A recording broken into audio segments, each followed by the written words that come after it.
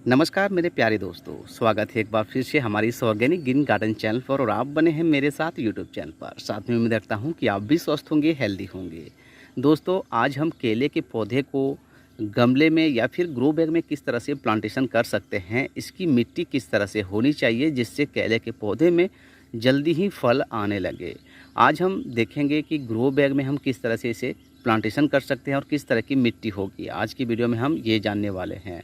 साथ में अगर आप केले के पौधे में फल पाना चाहते हैं तो इसके लिए कुछ ऐसी वैरायटियां हमें लेनी होती है, तभी जाके आपके ग्रो बैग में या फिर गमले में केले लग सकते हैं। जिस तरह से ग्राउंड में जो ज़मीन में केले उगते हैं उनकी हाइट काफ़ी बड़ी होती है, तो वो ग्रो बैग में आपके नहीं चल पाएंगे। इसके लिए छोटे ड्वार्फ वैरायटी आते हैं, हाइब्रिड के ये छोटे केले आते हैं जो कि इसके लगभग 3 से 4 फीट ही जा पाते हैं और उसमें अच्छे से फल लग जाते हैं, जो कि 1 साल में आपके फल जो है लग जाएंगे। ये आप देख सकते हैं, ये है G90 और 91, ये कुछ वैरायटियां हैं जिनके फल जो है लगभग 1 साल में लग जाएंगे और आप इसे ग्रो बैग में शिफ्ट कर सकते हैं। चलिए दोस्तों, अभी मैं आपको दिखाता हूं कि इसकी सॉइल किस तरह से हम ले सकते हैं जिससे कि पौधे की ग्रोथ अच्छे से हो सके। ये आप देख सकते हैं, हमने नर्सरी से ये केले के पौधे लेके अभी आया हैं और ये आप देख सकते हैं छोटे ड्वार्फ वैरायटी है और लगभग एक केले के प्राइस जो है मुझे 50 रुपये में मिले हैं। और हाइट भी आप देख सकते हैं, पौधे की हेल्थ भी बहुत ही अच्छी लग रही है। तो चलिए हम आज शिफ्ट करते हैं और देखते हैं इसकी मिट्टी हम किस तरह से बना। दोस्तों, अगर आप चाहते हैं कि हमारे केले के पौधे में अच्छे फल बने, एक अच्छी क्वालिटी के फल बने, तो इसके लिए आपको जो ग्रो बैग लेनी होगी वो बहुत ही परफेक्ट और बहुत ही अच्छे साइज़ की, अच्छे स्पेस वाले लेने होंगे। जो कि ग्रो बैग की जो साइज़ होगी वो 18 बाय 18 या फिर 24 बाय 24 की भी आप ले सकते हैं। जिस तरह से भी आप देख सकते हैं, ये हमने प्लास्टिक की बोरी से घर पर खुद ही ये ग्रो बैग बनाया हुआ है और ये अभी 18 बाय 18 का है और इसे मैं 2 से 3 महीने के बाद फिर से चेंज कर दूंगा और 24 बाय 24 का ग्रो बैग मैं फिर से इसे दे दूंगा, ताकि इसकी अच्छे से स्पेस हो सके और फ्यूचर में इस पौधे की ग्रोथ जो है और भी अच्छे से हो सकेंगे। अगर ये ग्रो बैग दोस्तों आप बनाना चाहते हैं तो आप अपने घर पर बिल्कुल फ्री में भी बना सकते हैं। अगर इस वीडियो को आप देखना चाहते हैं, ग्रो बैग बनाने के लिए आप सीखना चाहते हैं, तो आप हमारे डिस्क्रिप्शन बॉक्स पे चेक करें। मैं ग्रो बैग बनाने की एक वीडियो अलग से ही पहले ही सेपरेट वीडियो आपके साथ शेयर कर चुका हूँ, तो उस वीडियो को मैं लिंक शेयर कर दूंगा। अगर आप उस लिंक पे से क्लिक करेंगे तो डायरेक्ट आप उस वीडियो पे शिफ्ट हो जाएंगे और बड़ी ही आसानी से इस तरह की ग्रो बैग भी आप अपने घर पर बना सकते हैं। चलिए, अभी मैं 2 केले लेके देख सकते हैं लेके आया हुआ हूं और 2 ग्रो बैग अभी इसमें मैं शिफ्ट करने वाला हूं। चलिए दोस्तों, हम जान लेते हैं कि इसकी सॉइल जो है किस तरह से होनी चाहिए। दोस्तों, इसकी सॉइल प्रिपेयरिंग बहुत ही आसान है, बिल्कुल ऑर्गेनिक भी आप कर सकते हैं। थोड़ी बहुत अगर आप रासायनिक खाद देना चाहें तो आप दे सकते हैं। ये आप देख सकते हैं, हमारे गार्डन की मिट्टी है, खेत की मिट्टी नॉर्मल सॉइल है एक हिस्से, जिसमें मैंने 40% इसमें मिट्टी लिया हुआ है और 40% हमें कंपोस्ट लेनी है, काऊ डंक, मैन्योर और पत्तों की खाद। जिनमें पत्तों की खाद अगर आप 10 से 15 तरह के अलग अलग पत्तियाँ की मिली हुई होती है तो वो खाद बहुत ही बेहतर है। या अगर आपके पास इस तरह के नहीं है तो आप पत्तियों की खाद भी आप ले सकते हैं, नॉर्मल पत्तियों की खाद भी चल जाएगी। तो ये आप देख सकते हैं 40% हमने कंपोस्ट ली है, मतलब 20% गोबर की खाद है और 20% पत्तों की खाद। 40% खाद हमारी हो गई और 40% मिट्टी हो गई। 10% हमें रिवर सैंड में डाली है, यह है रेत, जिससे कि हमारी मिट्टी है वेल ड्रेन बन सके। पानी जब भी हम देते हैं तो वो एक्स्ट्रा पानी जो भी होगी वो निकल आएंगे, जिससे मिट्टी में सिर्फ मॉइस्ट बने रहेगी। 10% आप कोकोपीट भी ऐड कर सकते हैं, क्योंकि केले के पौधे को पानी काफ़ी, मिट्टी नमी वाली मिट्टी काफ़ी पसंद होता है, अधिक पानी चाहिए होता है केले को, इसलिए नमी बनाने के लिए हम कोकोपीट इस्तेमाल कर सकते हैं। तो 10% आप कोकोपीट आप दे सकते हैं। और दोस्तों, ये तो हो गई ऑर्गेनिक। अगर आप कुछ रासायनिक खाद का भी इस्तेमाल अगर आप करना चाहते हैं तो भी कर सकते हैं। तो जब भी अभी इस तरह की जो भी हमारे पास जो ये मिक्सर है, सभी को मिला करके लगभग हम 24 घंटे हम इस मिट्टी को छोड़ देंगे। लगभग 2 दिन भी आप छोड़ सकते हैं। 24 घंटे अगर आप छोड़ देंगे तो अच्छे से इनके अंदर जो भी खाद हम ऐड कर रहे हैं, जो भी हीट होगी, जो भी गर्मी होगी, वो निकल जाएगी और हमारी मिट्टी बहुत ही फ्रेश हो जाएगी। चलिए, अभी हम इसे हम अच्छे से मिक्सअप कर लेते हैं। तो चलिए, इसमें हम 20% ये काऊ डंक मैन्योर मिला रहे हैं, 20% ये गोबर की खाद और ये है पत्तों की खाद 20%, ये है 10% कोकोपीट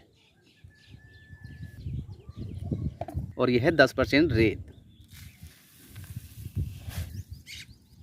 और थोड़ी सी कुछ हम डीएपी के दाना भी हम इस्तेमाल कर सकते हैं, डाई अमोनियम फास्फेट, और ये है डीएपी के। और कुछ हम बोन मील भी इस्तेमाल कर सकते हैं दोस्तों। अगर आपके पास बोन मील है तो आप बोन मील भी दे सकते हैं। फास्फोरस और कैल्शियम की एक अच्छी सोर्स होती है। ये है हमारे पास बोन मील। अगर आपके पास नहीं है तो कोई दिक्कत नहीं है, बोन मील आप एडिशनल आप ऐड कर सकते हैं। लगभग 50 ग्राम की मात्रा हमने बोन मील ली है। और चलिए अब इसमें हम सीवीड एक्सट्रैक्ट ग्रेनुअल फॉर्म में जो आते हैं उसका भी इस्तेमाल हम कर सकते हैं। ये है सीवीड एक्सट्रैक्ट ग्रेनुअल फॉर्म में, आपको बड़ी ही आसानी से मार्केट में मिल जाएंगे दोस्तों। ये बिल्कुल ऑर्गेनिक है और बहुत ही पौधे के लिए बहुत ज़रूरी न्यूट्रिशन इस पर होती है, एक प्राकृतिक स्रोत भी है। तो चलिए इस पर हम कुछ दाने इसका इस्तेमाल हम कर लेंगे। और है दोस्तों, ये है नीम खली। लगभग 100 ग्राम की मात्रा आप नीम खली का भी इस्तेमाल कर सकते हैं। ये मिट्टी के अंदर बहुत सारे इंसेक्ट जो होते हैं उनसे किल करने में मदद करेगी और ये एक ऑर्गेनिक फर्टिलाइज़र का भी काम करता है। धीरे धीरे ये पौधे को न्यूट्रिशन के रूप में परिवर्तित होती रहती है, जिसमें फास्फोरस और नाइट्रोजन की और पोटासियम की भी कुछ अच्छी सोर्स भी पाई जाती है। तो नीम खली का भी इस्तेमाल आप कर सकते हैं। चलिए अब इसे हम ऐड कर देते हैं और अब चलिए अब अच्छे से हम इसे मिक्सअप करेंगे। और चलिए अभी आपको मैं बिल्कुल अच्छी तरह से हम इसे मिक्सअप करेंगे। अच्छे से हम मिक्सअप कर देंगे। थोड़ी सी इसमें हम पानी भी देने वाले हैं। पानी दे करके मिक्सचर इसे हम तैयार करेंगे और लगभग 24 घंटे हम छोड़ देंगे। जो भी खाद अभी आपको हमने बताया दोस्तों, बिल्कुल ये आसानी से आपको गार्डनिंग शॉप में मिल जाएंगे। अगर आपके पास ये सीवीड एक्सट्रैक्ट इस तरह की अगर आपको दिक्कत हो या आपको मिलने में परेशानी हो तो आप नहीं दे सकते। सिर्फ गोबर की खाद आप दे दें, थोड़ी सी सिंगल सुपर फास्फेट दे दें और पत्तों की खाद है तो वो भी अगर आप दे देंगे तो भी चल जाएगी। लेकिन जो भी मैंने ये अभी जो खाद बताया हुआ है, अगर इस तरह से इस्तेमाल करेंगे तो आगे चल के फ्यूचर में आपके पौधे की ग्रोथ अच्छे से होंगे और फ्रूट लगने के जो चांसेस है वो ज़्यादा बढ़ जाते हैं। फ्रूट जो लगेंगे वो अच्छे क्वालिटी की भी लगेंगे। चलिए अभी हम मिक्सअप कर लेते हैं दोस्तों। और बहुत ही अच्छी तरह से ये हमने मिक्सर तैयार हो चुका है दोस्तों। अब इसमें हम पानी भी देके इस तरह से आपको अच्छे से वाटरिंग करनी है। गीला आपको नहीं करनी है, बिल्कुल मॉइस्ट करनी है। इस तरह से पानी देकर फिर से हम इसे मिक्सअप करेंगे और बिल्कुल नमी से बना करके लगभग 24 घंटे हम छोड़ देंगे। चलिए इसे हम पानी अपने इस तरह से डाले हैं और अच्छे से हम इसे मिला लेंगे और ये बिल्कुल तैयार हो चुकी है दोस्तों। चलिए हम मिलते हैं 24 घंटे के बाद। दोस्तों पूरे 2 दिन के बाद हम मिल रहे हैं और हमारी मिट्टी बिल्कुल तैयार है। ग्रो बैग में अब हम इसे चलिए भर लेंगे। ग्रो बैग में भरने से पहले नीचे की ओर ये आप देख सकते हैं छोटे छोटे आपको 2-4 होल बना लेनी है, जिससे कि जो भी एक्स्ट्रा पानी जब हम गमले में देते हैं या ग्रो बैग में देते हैं तो वो ड्रेन होल के माध्यम से जो है वो निकल सके। अब हम इसके नीचे में हम ये आप देख सकते हैं इसके तलहट में हम सूखी हुई पत्तियाँ दे या फिर आप कोको कोयर भी आप डाल सकते हैं। ये आप देख सकते हैं हमारे पास कोको कोयर ये है, बिल्कुल तैयार है। इस तरह से जो है हम इसके नीचे में हम डाल देंगे। ये आप देख सकते हैं कोको कोयर हमने डाला हुआ है। आप सूखी हुई पत्तियां भी आप डाल सकते हैं अगर आपके पास कोको कोयर ना हो तो। इस तरह से डालने से पानी बहुत ही तेज़ी से नीचे से निकल आएगी। जितनी मिट्टी को पानी चाहिए होगा वो अपने अंदर एब्जॉर्ब कर लेगी और सोख लेगी। चलिए हम इस मिट्टी को फिल करते हैं। और एक बात आपको ध्यान रखनी, जब भी इस मिट्टी को हम ग्रो बैग में भरेंगे तो भरने के दौरान आपको मिट्टी को दबानी नहीं है, बस आपको सॉइल को धीरे धीरे आपको इसमें फिल करनी है। चलिए मैं आपको दिखाता हूँ।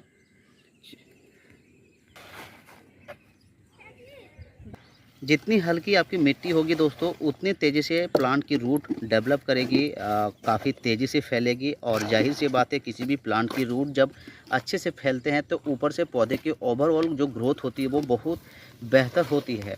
इसलिए मिट्टी को आपको दबानी नहीं है, बस इस तरह से हल्के हाथों से आपको प्रेस करनी है और आप इस तरह से पटक लेंगे तो जो भी एयर पॉकेट होगी वो बाहर निकल आएगी। अभी बिल्कुल आधी मिट्टी हम फिल करेंगे, उसके बाद जो हमारे पास केले है उसकी रूट बॉल को हम सेट करेंगे। इस तरह से हल्के हाथों से हम इस तरह से पटक लेंगे ताकि जो भी एयर पॉकेट मिट्टी के अंदर में होती है वो अच्छे से निकल आएगी। चलिए अब आधी मिट्टी हमने फिल की है। अब इसकी जो हमारे पास जो प्लांट है उसकी रूट बॉल को हम सेट करेंगे। ये आप देख सकते हैं। निकालते समय आप इस तरह से हाथों से पकड़े, इस तरह से आपको रूट बॉल बड़ी आसानी से निकल आएगी। और बिल्कुल हम इसे सेट कर लेंगे। आधी मिट्टी हमें ऊपर से फिल करनी है, जिस तरह से आप देख सकते हैं। बिल्कुल हम सेंटर में लगाएंगे और चारों तरफ से इस पर हम मिट्टी को डाल देंगे।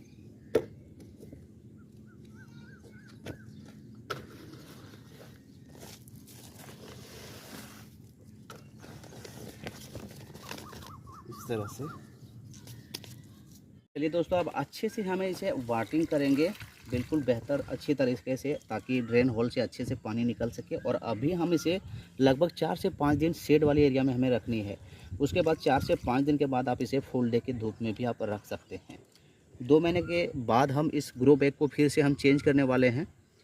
अब दोस्तों, ये आप देख सकते हैं दोनों केले के पौधे हमारी जो है शिफ्ट हो चुकी है इन ग्रो बैग में। सो आई होप ये वीडियो आपको पसंद आई होगी। पसंद आए तो एक लाइक, और चैनल पे अगर आप नए होंगे तो इस चैनल को भी कर लीजिएगा सब्सक्राइब, ताकि इस तरह की वीडियो आपको टाइम टू टाइम मिल सके। चलिए दोस्तों, मिलते हैं फिर से नई किसी वीडियो के साथ। तब तक के लिए goodbye and see you and take care.